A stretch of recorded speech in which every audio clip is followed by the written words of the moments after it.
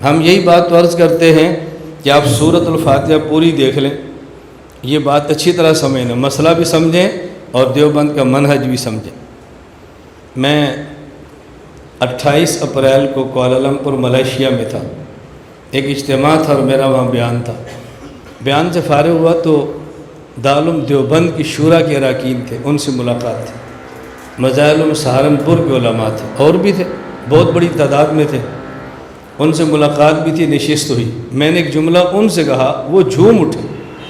انہوں نے کہا مولانا ہمیں تعجب ہے کہ تم نے دیوبند دیکھا نہیں ہے، لیکن یہ تعبیریں جو تیری ہیں یہ ہماری بھی نہیں ہیں۔ میں نے ان سے کہا مسلک اہل سنت والجماعت دیوبند سمجھتے ہیں؟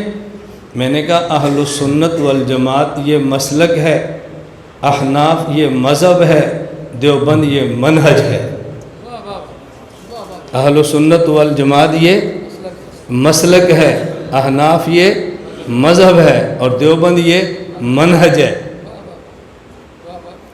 میں نے یہاں سے سرگودا جانا ہے، اہل سنت والجماعت، براستہ موٹر وے جانا ہے یا براستہ چریوٹ جی ٹی روڈ جانا ہے، یہ مذہب، اور کتنی سپیڈ سے جانا ہے، یہ منہج۔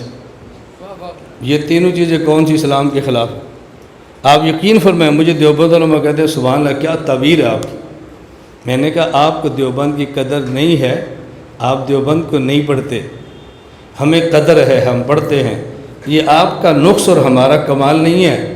جو سید کا بیٹا ہوتا ہے اس کو پتہ ہی نہیں سادات کے فضائل کیا ہیں، جو سید کے بیٹے نہیں ہیں وہ سادات کے فضائل بیان کرتے ہیں۔